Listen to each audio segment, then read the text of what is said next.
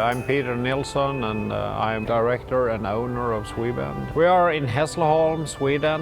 It's a very south part, about 1 hour north of Copenhagen in Denmark. Just on the border between the countryside down south and where the forest starts in Sweden. So we have a little of both here.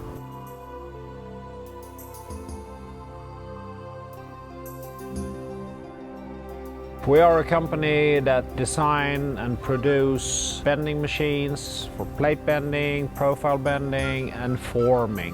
Whatever you need to do within those areas, you can ask us and we will see if we can give you a solution for it. SweBend was formed in 2013 after the bankruptcy of Roundo. The key personnel from Roundo joined us at SweBend.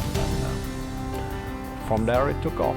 What makes us unique is our ability to work with our customers in terms of making sure that they do not just get a machine, but they get the machine for their needs and their production. If they have specific desires, specific requests, etc., if it is at all technical possible, we can solve it for them. We take our job seriously. We don't build machines because we really want to do things right, and that means going the extra mile for the customer. We want to be proud of what we deliver, and we